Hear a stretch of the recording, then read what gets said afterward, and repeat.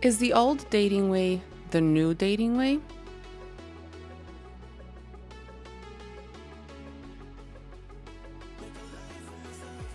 Welcome back, my single friend. I'm Violetta, your host of All About Being Single. Thanks for joining today. I'm happy you're here with me. Let's start. I'm just going to say it. Dating apps are not working out well, at least not for the majority of people that use them. And if you're listening to this podcast, they probably have not been working out for you. Dating apps are like trying to find something that you want that's unavailable on Amazon and you're trying to get it at the Amazon warehouse. You have to count on somebody else to get it for you. It says it's in the warehouse, but you have to rely on somebody else to somehow be able to find it. If they tell you it's not there, you're not there. You can't tell them, oh no, it is right here, or maybe double check because I know it's there. A lot of times, it's got plenty of products, but they're unavailable to you and they're invisible to you. You only see what the system actually shelves for you. The dating app's algorithm is actually created so that the company makes more money, and the more money it makes, so the longer you're on the dating app, the better it is for them. So basically this means that the apps decide which profiles appear in your feed, and quite often it's the ones that nobody wants. It's the ones that have been sitting at that warehouse for a long time. Some products might make it to the shelves.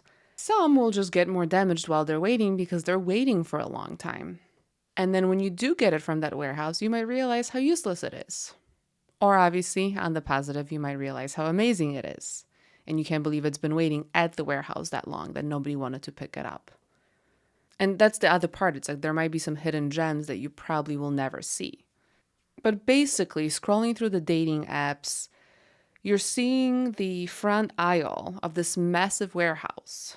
And it's meant for us to just keep purchasing more and more useless products instead of the one that you actually need and want, because it's just not shown to you. Also, the options that you do have quite often are unavailable, emotionally unavailable. So even if they do get to you, they might say that they're available, but really, they're not. They're really not. And that part is not the dating app's fault. A lot of times you put in what you're looking for too. It's like a bad search engine in the apps too. You put in what you're looking for. Like I put in the times I've been on them. I'll put in like the age range I'm looking for, my age, obviously, what I'm looking for as far as qualities. And it literally gives me a bunch of profiles that do not meet those qualities at all. It's like all kinds of different things. Like I say, I'm looking for somebody in between like 30 and 45 years old, and it'll give me somebody who's like 52. It's like, what? Like, why are we not actually giving me the things that I'm asking for? So these apps tend to find you what you're absolutely not looking for instead of what you are looking for. And when you like really think about it, how many good couples have you met that actually met on a dating app? I know a lot of people that have met their partners and who are coupled up, and only one of them has met somebody on a dating app. Just the one. But overall, again, kind of like Amazon, you're just picking up stuff that you think you need, and when you get them, they don't seem to be what you wanted or what you need. They're basically costing you a lot more time and energy and confusion by having to, like, quote unquote, return the stuff that you're being given.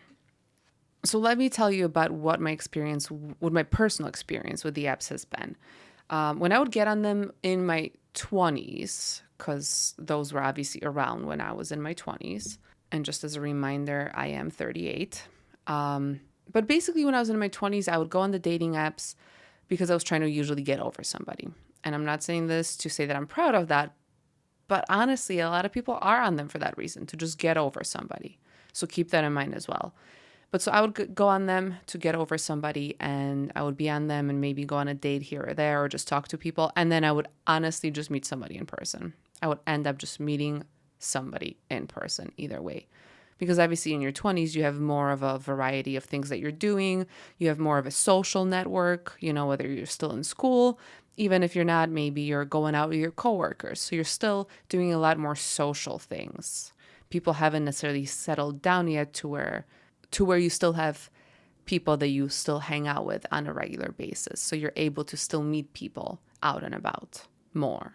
I shouldn't say not that you're, it's still possible in your 30s or any time in your life. But let's be realistic here. It's just more possible when you have more friends that are in the same stage of life as you are and who are able to go out and spend time with you, at bars, at clubs, at doing whatever, even activities in clubs. But so basically in my 20s, the way I used them, and they were a lot better in my 20s because I didn't have to pay as much or anything at all. Sometimes they made the men pay more. It was a lot more fun. It was a lot more fun using them. And I do think there's two reasons for that. A, the apps used to be a lot more fun because they weren't, I mean, obviously they were for profit, but they weren't as for profit as they are today. B, again, I was in my 20s. Like, I still had so much time left to meet somebody. And my experience in my 30s on the apps has been very different. I'll talk about my experience a couple of years ago when I actually did meet an ex-boyfriend on them on another episode. But I'll talk about my latest experience with them. At the beginning of 2025, I promised myself that I would go on the dating apps for the very last time in my life and that I would be on them all of 2025 until if I find somebody on there. And I will also tell you this much. I think I got on them like January 17th, and in about 3 weeks, I was just done with them. So I still technically have them. I do got to get rid of my accounts, but I hated going on them this year, at the beginning of this year. They're not actually matching me with people that I'm interested in, minus a few people. They're literally matching me with things outside of what I'm looking for and what I specifically put on the dating apps. I feel like most people aren't reading the profiles. If they are reading the profiles, the conversations just end very fast.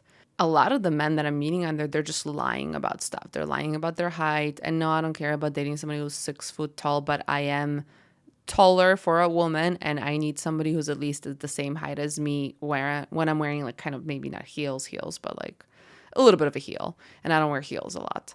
But a lot of them are lying about their height, and then I meet them and they're not the height that they're saying they are. And if you can lie about something so small as your height, what the fuck else are you lying about? So men, stop lying about shit on there. But I literally got like 20 different apps because I was like, this is my last time going on apps in my life. I got like 25 probably of them, all kinds of apps. So it's also crazy how many different dating apps there are now. Like the variety is insane compared to, back in the day, even when I was in my 20s. Again, the variety of people they're showing me is just not up to par of what I know I deserve. I can barely see any of my likes on them unless I pay. And when I first got on, of course they show you like a few great options, right? And then if you actually start talking to those people, they either don't respond or they're probably bots, honestly, just to get people interested. But also different apps that I do have, you can only see certain likes without paying.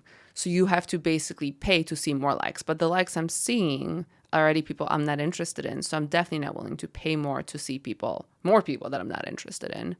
So I went on 3 dates and all of them were horrible. And I would say that the biggest reason they were horrible is because you just cannot get a good feel of what somebody is going to be like or who somebody is on the dating apps. And this is why I prefer meeting people in person, because every single one of them either lied or they were just like 2 out of the 3 dates, the men were asking me questions, which was a total opposite of the experience I had dating a few years ago on the dating apps, because most of the men were not even asking me questions, which was insane.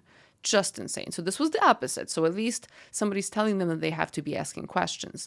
The problem was they would ask questions and then they would interrupt me as I was answering them. So sure, they were asking questions, but they weren't actually asking them to get to know me. It almost seems like, again, somebody just coached them. Hey, you got to ask questions.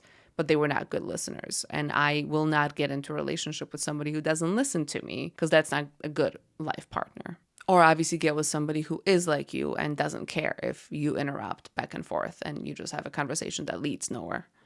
And 2 out of the 3 men were, again, way shorter than what they claimed to be online, which to me is, again, not just a turn off. And they were like, 5'6", let's say, but I'm 5'7", so I need somebody who's at least 5'7", probably 5'8", just so, again, I can at least sometimes wear some kind of a heel. But you're lying. You're lying about who you are. And like, if you're insecure about who you are, you need to fix that first before you go on the dating apps. That is a huge red flag now. I mean, it's always been a red flag, but I have overridden my actual instincts before, and now I would just not move forward with somebody who's lying to me about anything at this point. The third date out of those three, the guy's pictures were super old. He was supposedly, I think, 30 years old, but he honestly looked like he was 45. And I do believe he was 30. He just was also just looking like he didn't age well. But his pictures were from like a long time ago. So he looked way better in the pictures. So also people update your profiles. I'm not saying they have to be currently updated like every month, but your pictures should be at least from,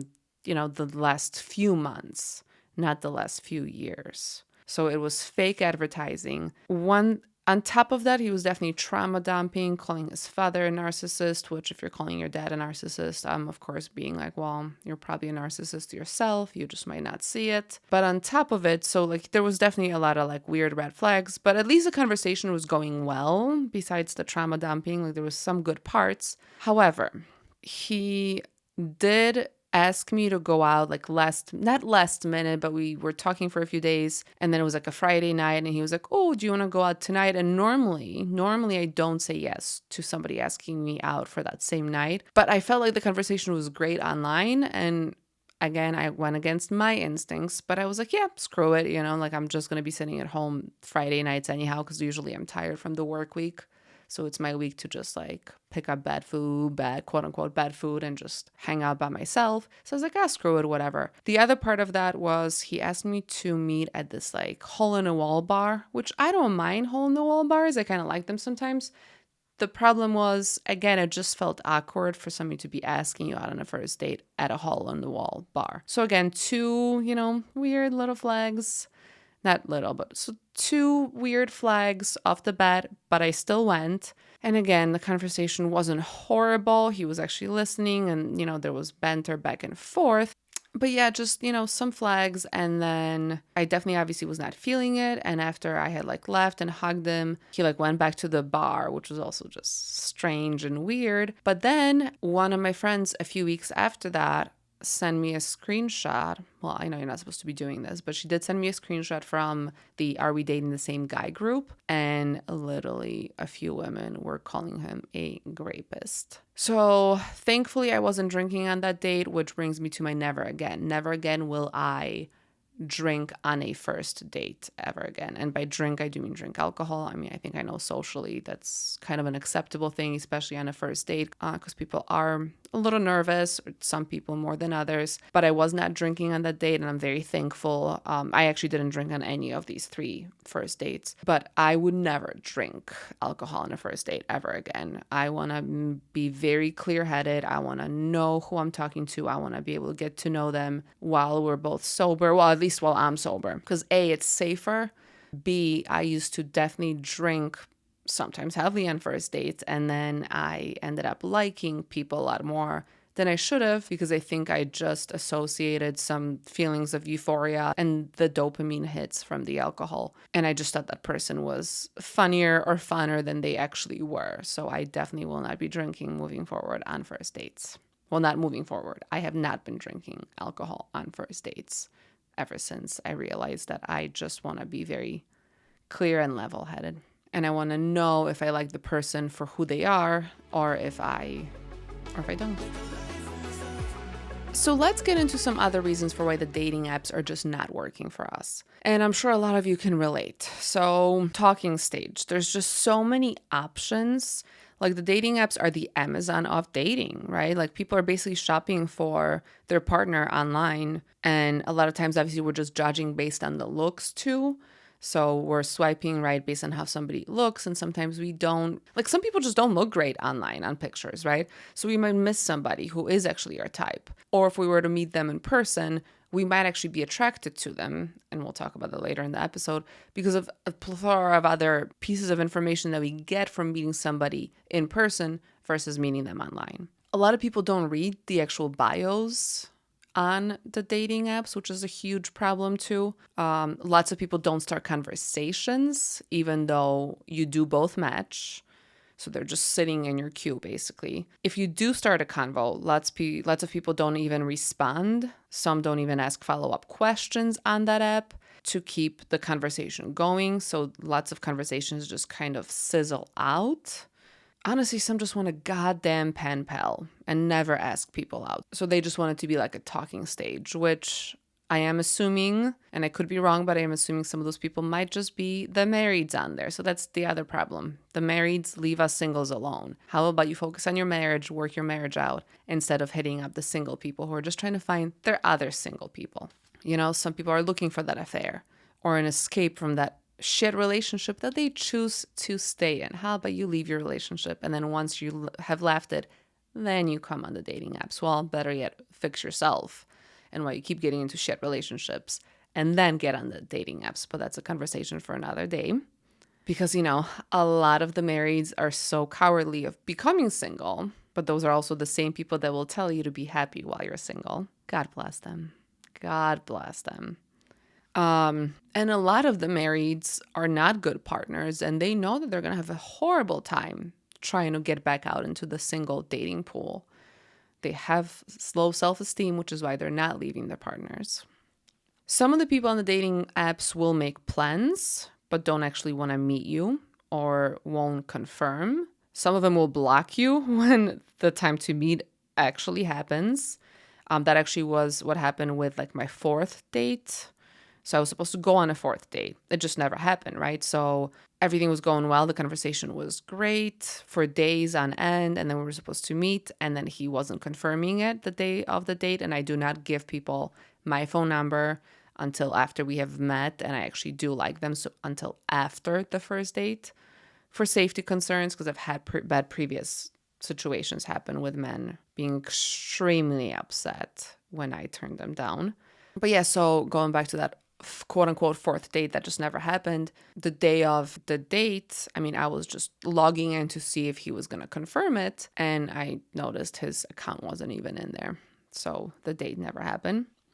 Sometimes people don't confirm the dates or the person just doesn't even show up. So there's been people who do show up to the place and then the other person's not there. Some people confirm late and then the other person reschedules. There's really no like proper etiquette on this. So that's the other problem. Like some people believe that you need to confirm it the morning of the date. Otherwise, they're not going to go. Some people are okay with you confirming later on in the day so that they actually do show up. So there's just a lot of like gray areas as to what people believe. Some people ask for like the phone number and they want to get off the dating app right away, which I think sometimes can be unsafe for women. So I personally don't recommend doing that. And some people do prefer that, right? Some people do want to just get off the dating app because it is hard to spend that time to keep going on the dating app instead of just maybe texting. So again, that's a personal preference. But a lot of times there's just like a lot of endless small talk and just like surface level conversations. And a lot of times we don't know if it's going to lead to anything. So sometimes you just feel like you're wasting your time, but you don't want to be the first one to ask them out, or they don't want to maybe rush into it. And some people prefer to like get to know each other through the dating app and they want to have, a couple weeks of conversations. Some people just want to have the date sooner rather than later because they want to know what the person is actually like outside of the date. And sometimes just those two communication styles don't really match. But overall, it kind of can lead into like spending so much time online instead of like living your life. And you're like, it's almost like a part-time job being on these apps because there's just so many options that it's just like you're constantly logging in and logging out. So sometimes it can become this literally a second part-time job. So I know in the past I've had to be like, yeah, I'm only going to get on for like 30 minutes a day and it has to be only in the morning, but then some people will stop talking to you because they feel like you're not interested, where it's like, well, I haven't even met you. I'm not going to spend my whole life on this dating app. Like I'm so busy doing other things in my life. There's some people who hardly have options. I know I've heard a lot, or at least I read a lot on Reddit, how men don't have many options. And for the men listening, if you are a guy, please reach out to me, leave me a voicemail, go to allaboutbeingsingle.com. And there's like a little button that you can click and just let me know what your issues with dating are. Because obviously a lot of the stuff that I'm talking about pertains more to me, and I'm a woman. So it's just what I've seen on the dating apps and what my female friends have mentioned. I feel like for me, the biggest problem with the dating apps is the lack of quality options that the apps are showing me, ones that actually match what I'm looking for, not necessarily the lack of options. I think the other problem is sometimes when you text somebody something and essentially it's what you're doing on a dating app, you might get an ick from something that they say, maybe something that you wouldn't get an ick from if you were just seeing them in person or meeting somebody in person. So maybe the way that they text, some people can get an ick from people not being able to know how to spell there, and there. And, to some people that might truly be like a huge issue in a relationship. But I would say for most of us, it probably won't be, because as the relationship progresses, you're doing a lot less texting and actually talking in person. Some have zero interest of actually meeting up with you, and it might not be because they're married or in a relationship. It's because they are just looking for validation because they have low self-esteem. So many people think they have so many options because there's so many options on the dating apps, when in reality, most of those people you're not going to be compatible with. And I think that's the huge difference between meeting people in real life and how we used to do dating is, most of us had to meet somebody someplace where we were physically, and we couldn't be in so many places at once. And with the dating apps, you just have this plethora of options. It's also easy to discard people because you haven't met them in person. Like, you don't actually have to say anything to them in person, so kind of like the online bullies, people that, will judge and just be mean to other people. You can also just discard somebody. Like, you don't feel bad about ghosting somebody, or at least you feel less bad about it. So I think it's easier for people to ghost or for people to just not show up to a date. There's less social repercussions too, because you don't know, these people don't know your friends or family or somebody that you know. So there's less social repercussions. Some people say that some of the apps are more for hookups. Some people say that all the apps are really just for hookups. So I think you do have more of a chance of meeting people who are just interested in a hookup. If you meet somebody on a dating app, and then you get into a fight with them, I think it's easier for somebody to get back on a dating app and, try to, again, look at all those quote unquote options that they have. So I think that can make people insecure once they're actually dating somebody from the dating apps. Sometimes, and this has happened to me, sometimes people can swipe left instead of swiping right, because again, you have so many options and you're sometimes just going about it so fast that maybe you'll miss out on somebody you were interested in because you messed up. And correct me if I'm wrong, but a lot of the apps, you can't go back unless you have a paid account, which again, for me, like, I didn't find the need to do that. Or you can possibly swipe right instead of swiping left. So, could go and you really didn't mean to. So maybe somebody gets excited that you're interested in them and you're really actually not. But again, I just think there's too much of an easy access to others via these apps. In person, you actually have to make more of an effort. You have to go out. For women, sometimes you might feel like you have to put makeup on. You don't actually have to, but obviously we sometimes feel like we want to. You actually have to smile at strangers. You actually have to start a conversation or say hello. And it's just so much easier to do that when you're hiding behind a screen than having to put forth that effort in real life. Sometimes it's also unsafe being on the apps because people can find out where you live and stalk you. People can catfish you. Again, there's a lot of bots on there. If you've been on the dating apps for a while, you see people that you've seen on there before. And I'm not saying this is right, but some of us feel like, well, why is this person back on the dating apps? Even though we're also back on the dating apps and they might be seeing our profile and saying the same thing. Oh, I saw this person, 10 years ago. And again, we don't know what the situation is like. Maybe they just got out of a 10-year-long relationship, or maybe they got divorced, or maybe they have been on there the entire time because the apps haven't shown them the right type of people, so they're just unlucky. There's a plethora of reasons why they might be back on there, why you might be seeing them on there again. But again, sometimes we might erroneously just think that, hey, well, they're not really a good pick because they're back on there. And they might be thinking the same thing about us. I think the other problem with apps is you just spend so much time cultivating this online persona instead of like living your life, instead of going out and trying to meet people in real life. For some of us, and I would say honestly, for probably most of us, it's hard to show who we truly are on a dating app because it's just online, right? So, and there's only a specific amount of room for us to showcase who we are, so it's hard to show off our humor, our in-person energy, our voice that people can be attracted to, our actual looks, because some of us don't photograph well, our smell and the pheromones, our speaking style, our emotional maturity, our integrity, our financial stability, our accents, so any kind of uniqueness about us. We can't explain our complex humanness via just a dating app profile. So it's so hard for us to find out who somebody is via seeing that profile. Some people just simply only care about the looks of a person and don't read, for possible deal breakers that somebody might put on their dating app. People can just lie easier online too. Some of us might be punished for being older, right? Like I'm 38 and I feel like I'm seeing I'm still seeing a ton of matches, honestly, but I still feel like the matches that I was receiving before were better, and I feel like the apps aren't showing me people who are just overall in their 30s who I might match with. They're only showing me, again, the 50-year-olds that I'm absolutely not interested in. And yes, that is me also punishing the other older people. But I think that it just kind of shows how, again, people are being punished for being older. Like in person, I might meet somebody who's 32 and we might both have an interest in each other, and we are both in our 30s, so I think it's fair game. But on the dating apps, they're probably not going to show me that 32-year-old. I think the other problem too is people will tell you, oh, you need to do a better job creating your online profile for these dating apps. And I honestly kind of believe that's bullshit because, again, most people aren't reading these profiles. Most people are just looking at the pictures, and no matter what you put on there, it's still not going to showcase your full personality.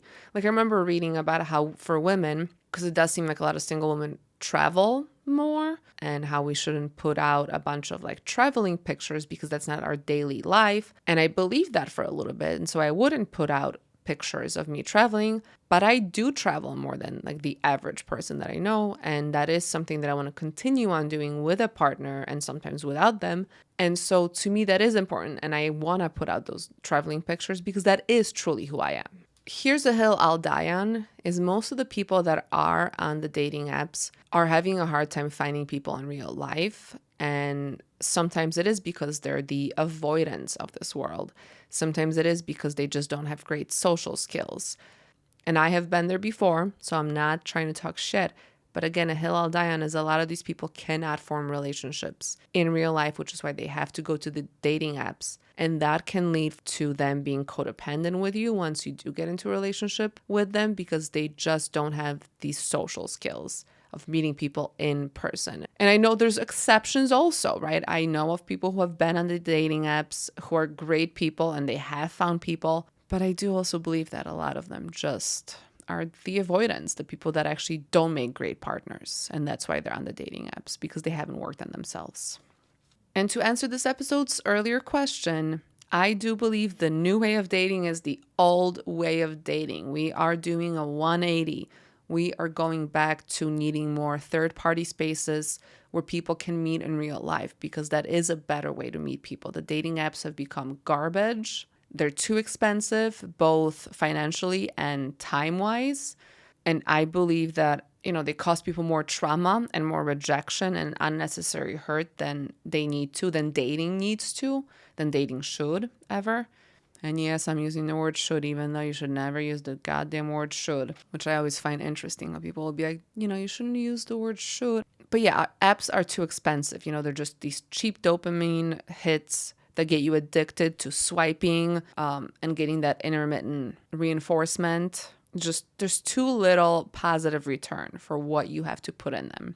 A lot of times they make us feel like we're doing something wrong when someone, and usually a lot of people on these dating apps, stop responding, and the whole convo is a waste of time and energy. They're wrecking our confidence after doing these apps for a while. So especially if you're on them for months or years, it's really easy to get down on yourself because you're just there's all these options, quote unquote, but you're not meeting anybody of value. You're thinking you're doing something wrong. It can be easy to lose hope. You start feeling like you're asking for too much and you have to lower your standards to meet somebody good for you. It just becomes depressing and frustrating to see so many options and none of them be your person.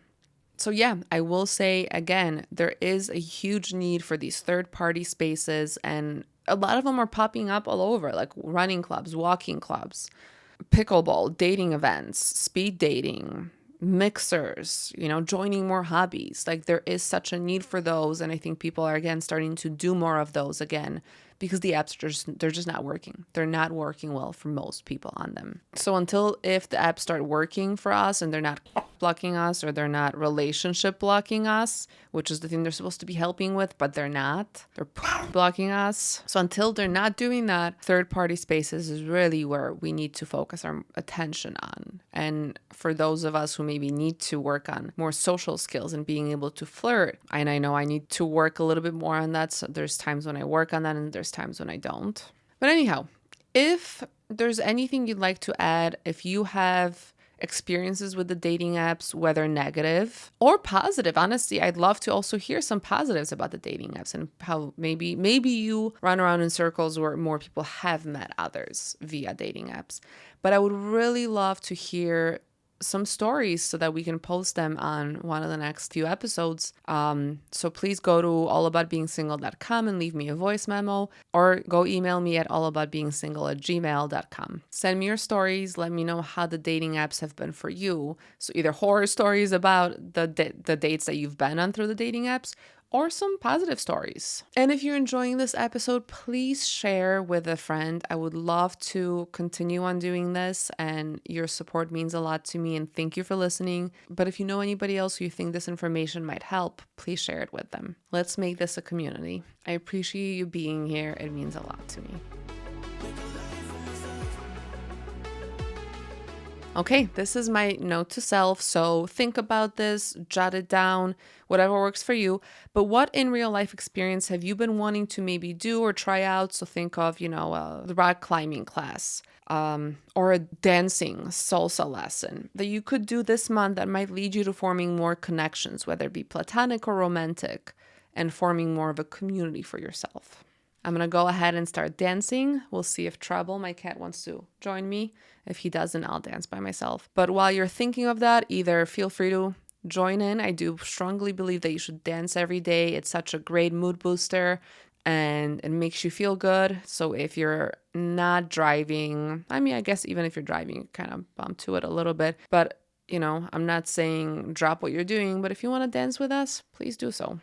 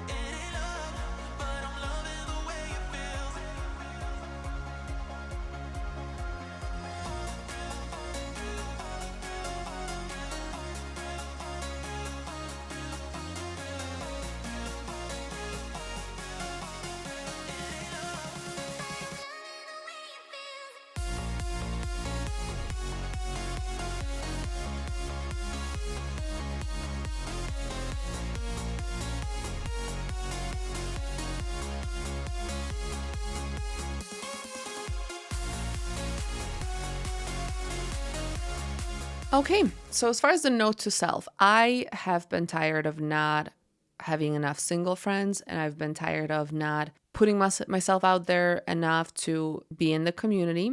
So I'm actually starting a walking club just for singles, because that's the other thing. I think there's not enough things to do just for singles. Like there's a lot of things to do for couples, and I think we need more communities where there's things to do for singles. So I am starting a club, Single and Social, out in Naperville, Illinois, by where I live. We're going to start off with doing a walking club Sundays every week at 9:30 downtown Naperville, and then Tuesdays at 6 p.m. also downtown Naperville. And it's not just for romantic connections. This is also just if you're interested in finding more friends, because I know that's what I'm also interested in, just finding more single friends as well. And I love walking. It's one of my favorite activities. So I'll see you there. Okay, the no leg to stand on. The marrieds who don't understand the fact that dating apps have changed a lot since the pandemic. And it's not just about making money for the corporations either. I think a lot of people, even if they found somebody on a dating app, it was before the pandemic, stop thinking that just because it was easy for you, it'll be easy for us now. It's a different playing field now. It's a different era of these dating apps. An era most of us don't even want to be a part of, and we just want to skip through, honestly. A lot of the marrieds will be like, oh, it's so fun to be on the dating apps. And it's like, well, it's not fun for me when people that I message on there don't respond to me. It's not that exciting to see what's out there because they'll end up probably ghosting me or not showing up to a date anyhow, or look totally different than what the pictures seem like. Like, let me put you in an enclosure at a zoo with the most unpredictable and wild of these animals, and we'll see how you feel when they ask you for a selfie without even asking you how you are. Like, let's see how much you enjoy putting in 10 hours each week without getting paid and without getting matches that you're actually interested in. So not getting the payoff of even like fun dates, because dating should be fun, and you put makeup on and you put on a good outfit and you go out to meet this person and they forgot to tell you that they have their child's birthday party that day. Mind you, never once they mentioned they even have children. They said they don't have children. And don't get me started on those friends and family who ask you how dating is going. If it was going well, I'd be in a relationship and I'd be telling you. I don't ask you how your marriage is going when I see you, because I know you don't want to talk about that elephant in the room. So respect my elephant.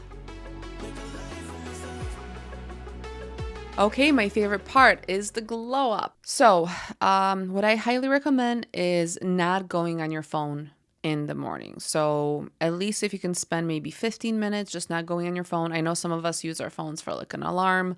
So feel free to turn off the alarm, but then put your phone aside and just don't even look at it for at least 15 minutes and see if you can kind of work up, to more, maybe like an hour. It's just nice to begin your day with your own thoughts and feelings and not thinking about other people, not seeing other people, really focusing on your own experience. Let me know if you were able to do this and how it helped you this week by emailing me at allaboutbeingsingle@gmail.com. I'd love to hear how that's helped you or if it's helped you. Or feel free to send me a voice memo at allaboutbeingsingle.com. Thanks for listening. It truly means so much to me. I hope to see you next week. I want you to remember that even if we're late, we're right on time. This is where we're supposed to be in life. I look forward to hearing your voice notes, your voice memos, your thoughts, your suggestions. Honestly, if you have any suggestions for me in this podcast, let me know. Let me know if you want to hear more or less of something. Let me know how I can improve this podcast, because I am doing this both for myself, but I'm also doing this for you. Talk to you next Tuesday.